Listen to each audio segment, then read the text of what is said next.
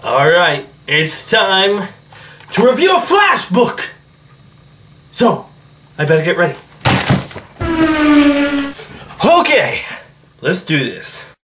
Lasers, 'cause I like sci-fi. Do this 'cause I am a rat guy. 99 is 'cause I like Wayne Gretzky. That's why I'm lazy to 99.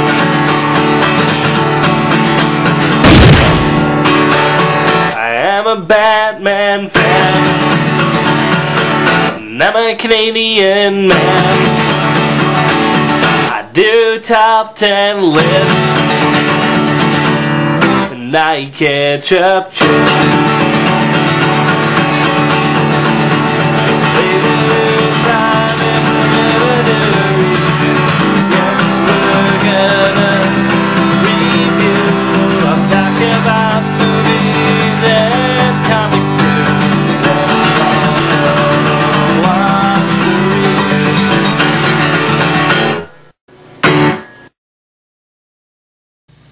Hey everybody, welcome to another Lazy Dude 99 review.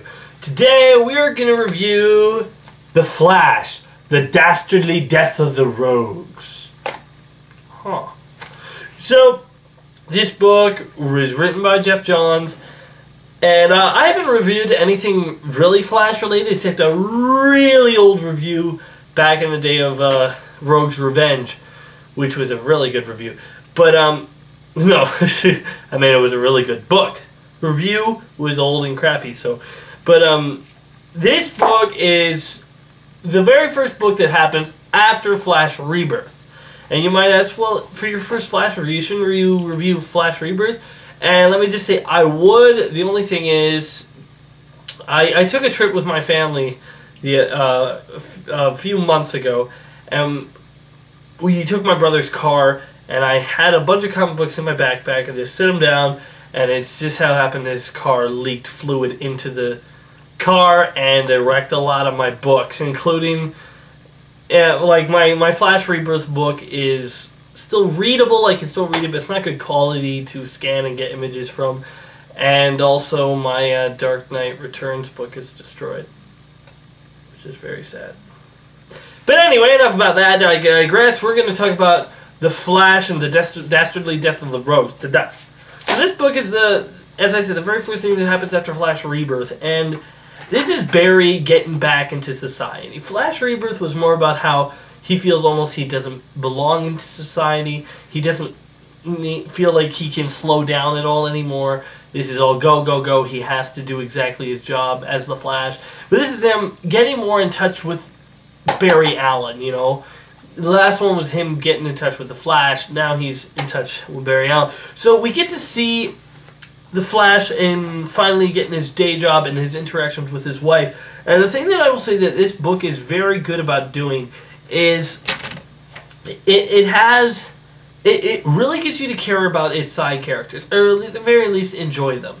You know, I've seen Iris in other things before this. She's always in those things. She always looked like frail and like maybe a little older. I don't know. In this, when we see Iris, she looks young, beautiful, energetic, real oddball character, and a real exciting character for be around. We can see why Barry likes her. You know, we enjoy her, so we get why he enjoys her. So, you know, for one thing, I really enjoyed how they handled Iris in here, because she was really a joy to read, and you know, I usually don't feel that about female characters in books unless it's like Catwoman. But we get a lot of great stuff with Barry Allen, and it's just, we see him just doing sometimes just normal stuff with the Flash. But the main story in here is he's just started his first day back at the Central City Crime Lab, where he's gonna go back and do forensics officer and stuff, you know. But what happens is, all of a sudden, this Mirror Master body shows up. And we're thinking, oh, the Mirror Master's dead, so we gotta find out who killed him. And it turns out it's not the Mirror Master. It's not only, it's a Mirror Master, but it's not the Mirror Master from, you know, from Flash's Rouges. And so Barry Allen is starting to just investigate this, who this guy is, why was he dressed up. And then these other roguelike characters called the Renegades come from the future to arrest the Flash for murdering this mirror guy, saying that he will murder him in the future, so he's got to get arrested now. So Flash has to figure out what's going on and why these guys think he murdered this person, while other stuff goes on too. One of the things that I've really liked about Barry Allen, that they've pointed out a lot, is he was always the last for everything, right? He would never go too fast. You know, I love that about the Flash. That if he was on his way to a Justice League meeting and there's a guy with a flat tire, the Flash would be the first guy to stop and help him. And I love that about him. That he's just a nice guy. You know, he's a really nice guy that would he would help a cat out of the tree. He would. You know, if Batman saw, like, Superman would too, but, you know, Superman wouldn't go out of his way to do it, which, you know, the Flash might do. But if Batman saw a cat in a tree, he'd be like, "You kidding me? You think I'm gonna go up there to get your cat?" Hope you're happy, kid. But, you know, like, Central City, the whole city is all like, go, go, go, go, go. They're like the Energy Bunny on speed. Okay, well, that's just the best I can describe, because everyone's sitting on the street like, all right, get it done, quick, fast, fast, fast. And you know, it's even the forensics team. They're just like, let's get these cases done with as quick as possible, go. And, you know, Barry Allen's like, well, come on, guys, we got to slow down and make sure we get these right. And, of course, they don't know that he's the Flash, but it's always interesting to look how the guy who can go around the world in 5 seconds, flat, can be the guy who wants to take things the slowest and make sure you get things right. We also have Captain Boomerang, who, you know, I was just thinking that Jeff Johns really must like Barry Allen and the Flash's rogues, because after the two Flash villains were resurrected from the dead in the Blackest Night, you know, so we have Captain Boomerang, who's now back, and the rogues don't welcome back with open arms, because let's be honest, before he died, he was lazy. He was just a fat slob, and so the rogues like, you have to earn your way to be back in the rogues if you want to be one of us. And so all of a sudden, Captain Boomerang finds that he can make these energy boomerangs out of thin air, and you're like, okay, that's cool. And so he has this amazing power, and you really don't know how it works, but you see that now he's a man not to be trifled with. He's no joke. And also he's very passionate to get back on the rogues. You can tell that he wants nothing more than to be back on the rogues. And they also, we get to see some of the rogues and how they're wanting to handle the Flash situation now that he's back. So Barry Allen has to deal with solving murders in the crime lab, these future people coming back to arrest him for a crime that he doesn't think he'll do, but he doesn't know. He has to deal with the rogues who are trying to get him, and Captain Boomerang, who's now making up trouble. It's a big mess, but thankfully he's the Flash, and he can try to handle it as much as possible. I also like how Iris she's kind of involved in the story more. You know, she's not just, oh, I'll do this, and oh, now I need help. She's really actually involved with Barry in his life. You know, she's talks it over with him. They talk about stuff that's happening, and you know, and I don't know, the way she speaks, I just love it. I think it's very, very nice. The artwork in here is perfect for the Flash. Okay, like, and what I mean by that is, this artwork might not, I'm not saying it wouldn't, I'm just using this as an example. This artwork might not fit for Batman. It would fit fine for Green Lantern, and it would fit fine for Superman, but it's perfect for the Flash. And I mean that in every sense of the way. I can't see a single flaw with it. It is beautiful. These reds and yellows pop off of the page in such such great manner. And I mean, and all the colors that they use, you know, the blues with the Captain Boomerang, and just all these renegades that have all these colors. The colors just come off the pages, and they look so cool. And I mean, and Central City has this like yellow glow around it, and it feels perfect for the Flash. If I had my way, if I was like the comic book lord that could decree whatever, I'd make this guy do Flash for life. Okay, I'm saying. The art, there was 2 artists on this actually, Francis Manapul and Scott Collins. Scott Collins, I believe I've seen a lot of his stuff before, I'm pretty sure. But both of these guys, they did great. I love it. It's so good. Okay. We also get some backstory on Captain Boomerang and what his actual childhood and bringing up was like, and how he became Captain Boomerang, and people didn't really take him seriously. Really? I mean, he's the guy that throws the boomerangs. I'm scared. But now he actually is pretty threatening with these things. Not that he's so evil or anything. He's still really actually interesting to look at and fun to read, but he now has the power to actually do things. It's not just boomerangs, even though he was deadly before with the boomerangs. He actually has power here. So the one thing I might fault this book a little bit is its pacing. Well, maybe not the pacing isn't exactly the right word, but its structure. I don't want to give anything away, but the end fight thing, there's an explanation for why this certain character does what he does, and I'm like, that's a pretty, that doesn't make any sense.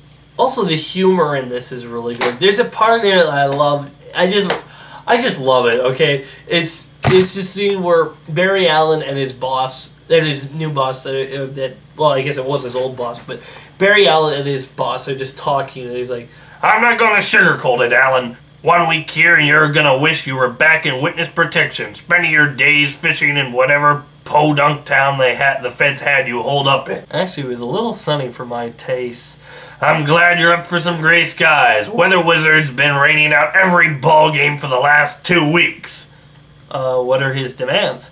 He doesn't have any. He's just being a jerk." See, that's funny. You know, that's something also, though, you'd only get with Flash's rogues. You know, you wouldn't get that with Superman's rogues or Batman's rogues because they have their own unique feels. The Flash's rogues had their unique feels, and it just totally seemed like something that Flash's rogues would do. Just be a jerk and rain out every baseball game. You know, just because you're a villain, so what do you care?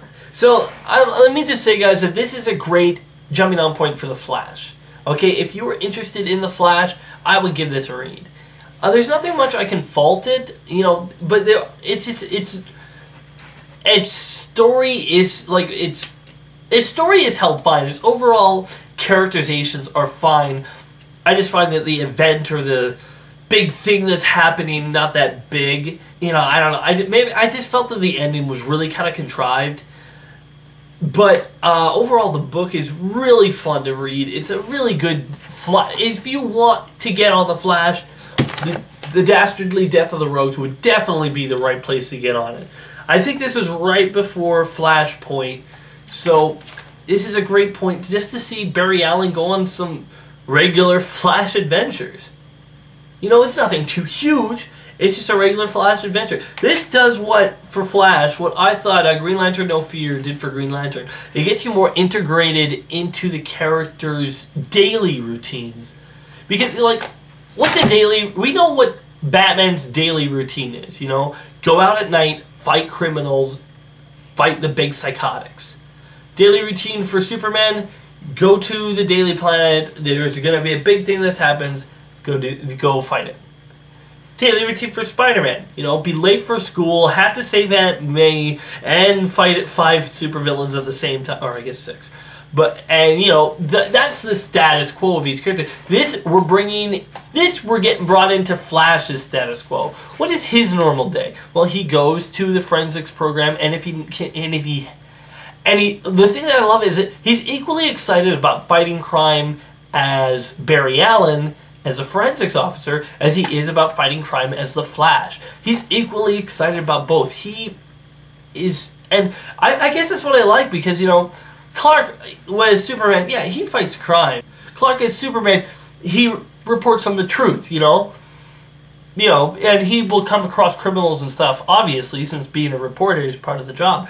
But Barry Allen is in the thick of crime whether it's being Barry Allen or being the Flash, he's always in the thick of, you know, the pursuit of justice. I really like that about his character. I also like what Barry Allen says when he's asked by Iris if he would ever actually kill anyone.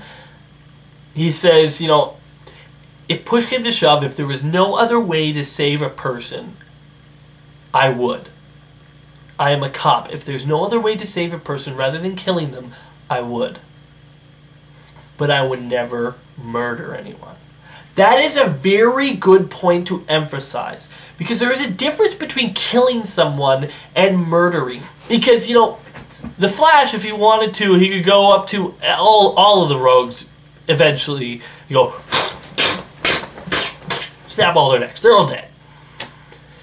But that would be murder. You know, just running up, flap, you're dead. But if there was someone in danger, maybe a hostage, whatever, and there was the only way out was to kill them, he would. And I love that, because that's not murder. Okay, when a cop shoots someone that's about to kill somebody else, that's not murder. That's being a hero. And I really like that it emphasizes that he would. And we like him before it, because really he wouldn't be doing anything wrong. But there is the line of no murder. Okay. So I've gone enough about this book. I think I might have overpraised it a little.